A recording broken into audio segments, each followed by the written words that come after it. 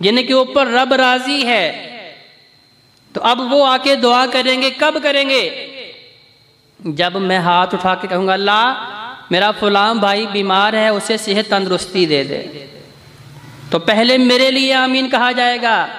جب میں اپنے بھائی کے لیے ہاتھ اٹھاؤں گا اللہ میرا فلاں بھائی بڑی مشکل میں پھنسا ہوا ہے، اللہ اس کے لیے آسانیاں کر دے، فرشتے پہلے میرے لیے آمین کہیں گے کہ اللہ اس کے لیے آسانیاں کر دے. جب میں اپنے بھائی کے لیے دعا کروں گا اللہ اس کی معیشت بڑی تنگ ہے، گزران بڑا تنگ ہے، اس کا گزارا نہیں ہو رہا، اللہ اس کے اوپر اپنی رحمت کر دے، اپنے احسان کر دے، تو فرشتے پہلے میرے لیے آمین کہیں گے. لیکن بھائیوں اتنا حوصلہ کس کے پاس ہے کہ اپنے بھائیوں کے لیے دعا کریں؟ آج تو میں اپنے بھائیوں کے پاس نعمت دے کے آگ بگولا ہو جاتا ہوں، حسد کی آگ میں جلنا شروع کر دیتا ہوں، اور میرے زبان میں اور میرے ذہن میں اور میری خواہشات میں یہ چیز موجود ہوتی ہے، اللہ نے اسے کیوں دے دیا ہے، اس کے پاس یہ نعمت کیوں ہے، یہ اتنا آسان کیوں ہے، یہ اتنا خوش کیوں ہے، اتنا خوشحال کیوں ہے، اس کے پاس کچھ نہیں ہونا چاہیے، بس سارا کچھ میرے پاس ہی ہونا چاہیے. اور یہ بیماری میرے دل کے اندر موجود ہے جس کی وجہ سے میں اپنی ساری نیکیوں کو اپنے ہاتھ سے جلا کے راہ کر دیتا ہوں. ایاکم والحسد، محبوب پیغمبر علیہ السلام فرماتے ہیں لوگوں حسد سے بچو. کیوں حسد سے بچیں؟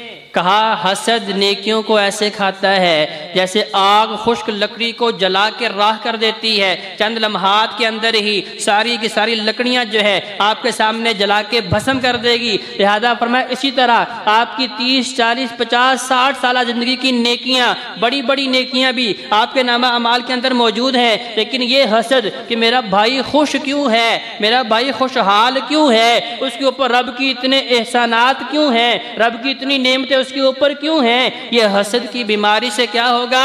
پھر نہ اللہ میری التجائیں سنے گا اور نہ ہی میری نیکیاں جو ہیں حشر کے میدان میں میرے لیے ذریعہ نجات بن سکیں گے. آج ہر بندہ یہ شکوہ کرتا ہے نا، یہ بڑا رب کو پکارتے ہیں رب نہیں سنتا. اللہ نے قرآن میں کہا کہ میرے بندے مجھے جب بھی پکارے اذا دعان. اب اذا کا معنی ہوتا ہے عام ہے کہ جس مرضی لمحے رب کو پکارو. آگے سے یہ جواب نہیں آئے گا کہ نیٹ ورک نہیں مل رہا، آگے سے یہ جواب نہیں ملے گا نہیں یہ تمہاری مصیبت بہت بڑی ہے، میں یہ پوری نہیں کر سکتا.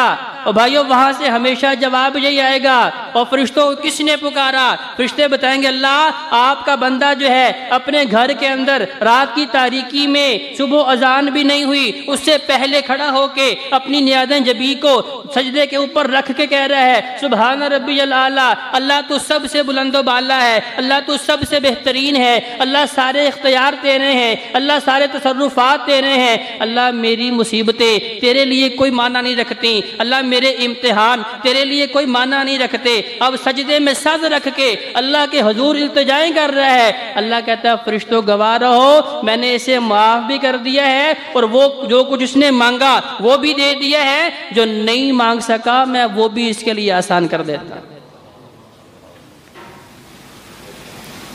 صرف کیا ہے کہ آج ہمیں نہ تو رب کے اوپر صحیح بھروسہ ہے اور نہ وہ صحیح ترین اعمال جو ہمارے محبوب پیغمبر علیہ السلام نے ہمیں سکھائے. کہا اپنے بھائی کے لیے ہاتھ اٹھاؤ. بھائیو جب اپنے بھائی کے لیے ہاتھ اٹھا کے رب کے حضور التجا کریں گے دو فائدے ہوں گے. ایک تو ہمارے دل کے اندر جو حسد نام کی بیماری ہے اللہ اس بیماری سے بھی ہمیں شفا یاب کر دے گا، اور پھر آسمان سے نورانی فرشتوں کی دوڑیں لگ جائیں گی اور آ کے ہمارے لیے پہلے آمین کہیں گے کہ اللہ یہ لوگوں کے لیے شفا مانگتا ہے، اللہ تو پہلے اس کو شفا دے دے. اللہ یہ لوگوں کے لیے آسانیاں مانگتا ہے، اللہ تو پہلے اس کے لیے آسانیاں کر دے. اللہ یہ لوگوں کے لیے تیرے سامنے بھیک مانگ رہا ہے کہ اللہ فلاں بندہ جو ہے گناہوں کی دلدل میں پھنس رہا ہے، اللہ اسے صراط مستقیم دے دے، اللہ پہلے اس کو ہدایت دے دے. جو بندہ اپنے بھائیوں کے لیے رب کے سامنے التجائیں کرنے والا ہے تو میرا اللہ چاہتا ہے کہ وہ ساری کی ساری دعائیں پہلے اس کے لیے قبول ہوں پھر اس کے بھائی کے لیے قبول ہوں. اللہ نے قرآن مجید میں بھی ارشاد فرمایا آسمان کو جو ہے 8 فرشتوں نے اٹھا رکھا ہے. اللہ نے قرآن میں بیان فرمایا کہ 8 فرشتوں نے آسمان کو اٹھا رکھا ہے اور وہ دعا بھی کرتے ہیں. کن لوگوں کے لیے؟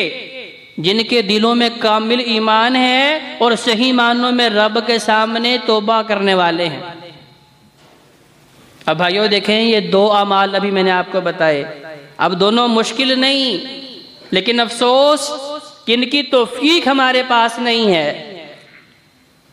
رب سے توفیق مانگیں، اللہ ہمارے دلوں کو حسد کی بیماری سے پاک کر دے، اللہ ہمیں توفیق اتنی دے دے کہ ہم اپنے بھائیوں کے لیے بھی خوشحالی مانگیں۔ اگر ہمارے بھائی خوشحال ہوں گے، ہمارے دوست خوشحال ہوں گے، اعزاء و قاربین خوشحال ہوں گے، تو بھائیوں ہمیں اندرونی خوشی بھی ہوگی اور وہی خوشحالی کئی گنا بڑھا کے میرا اللہ میری جھولی میں بھی ڈال دے گا۔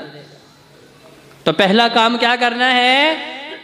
اپنے دوست احباب کے لیے رب کے حضور دعا کرنی ہے، اپنے بھائیوں کے لیے، اپنی بہنوں کے لیے، اپنے اعزاء و قاربین کے لیے رب کے حضور دعا کرنی ہے، اللہ انہیں مشکلات سے نکال دے۔ اللہ فلاں میرا بھائی مقروض ہے، اس کے لیے غیب کے خزانوں سے اسے مالا مال کر دے۔ اللہ میرا فلاں عزیز بہت شدید بیمار ہے، ہسپتالوں کے چکر لا لا کے تھک چکا ہے، اللہ اسے شفا یاب کر دے۔ تو بھائی یہ التجائیں جب رب کے حضور جاتی ہیں، پہلے میرے لیے قبول ہوتی ہیں، پھر میرے بھائی کے لیے قبول ہوتی ہیں۔ اور دوسرا کام فرمایا کہ صحیح معنوں میں رب سے معافی مانگنے والے،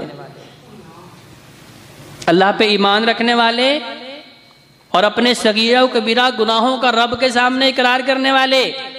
لیکن افسوس کہ یہاں بھی ہمارا طرز عمل بالکل الٹ ہے۔ جیسے ہی ہماری کوئی غلطی ہوتی ہے اور کوئی بھائی ہماری اصلاح کرنا چاہے، سرے سے انکار کر دیتے ہیں، نہیں میں نے تو یہ کام کیا ہی نہیں۔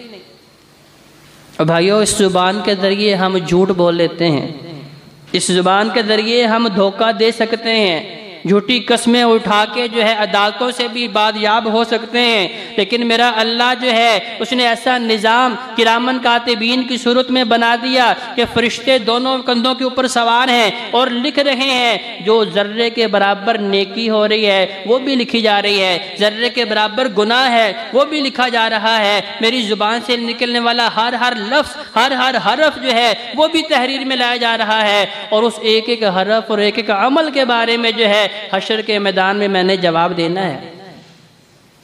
تو لہذا یہ انبیاء کا شیوہ ہے کہ رب کے سامنے معافی مانگتے ہیں۔ رب سے معافی مانگنے میں بھائیوں کوئی شرم والی تو بات ہی نہیں، آر والی تو بات ہی نہیں۔ اللہ تو معافی مانگنے والوں کو پسند کرتا ہے۔ ان اللہ یحب التوابین، اللہ نے قرآن میں فرمایا کہ میں توبہ کرنے والوں کو پسند کرتا ہوں، جو میرے سامنے آ کے اپنے گناہوں کا اقرار کرتے ہیں کہ اللہ ہم نے صغیرہ گناہ بھی کیے ہیں، اللہ کبیرہ بھی کیے ہیں، اللہ ظاہری بھی ہو گئے ہیں، اللہ لوگوں سے چھپ کے بھی بڑے کیے ہیں، لیکن اللہ تجھ سے تو نہیں چھپ سکتے تھے۔ اللہ تو دیکھنے والا ہے، لوگوں سے چھپ کے گناہ کر لیے، لوگوں نے نہیں سنا، لیکن اللہ تو سمیع ہے، تو نے تو سن لیا ہے۔ لہذا اگر اللہ کے سامنے ہاتھ اٹھا کے پردے میں بھی اللہ سے معافی مانگیں گے تو فرشتے بھی آ کے کہیں گے آمین، اللہ اپنے اس بندے کو معاف کر دے۔ تو لہذا بھائیو اگر چاہتے ہیں کہ ہماری التجائیں رب سن لے، شرف قبولیت سے نوازے، تو یہ دو کام ہمیں سب سے پہلے کرنے ہیں۔ پہلا کام اپنے بھائیوں کے لیے، دوستوں کے لیے، بہنوں کے لیے، اعزاء و قاربین کے لیے دعائیں کرنی ہیں، انہیں اپنی دعاؤں میں شامل رکھنا ہے۔ اور دوسرا کام کہ جب بھی ہم سے خطا ہو جائے اللہ کی طرف رجوع کریں، پکی سچی اللہ کے سامنے توبہ کریں، رب سے توفیق مانگیں، اللہ آئندہ ہمیں ان گناہوں سے بچنے کی توفیق دے دے۔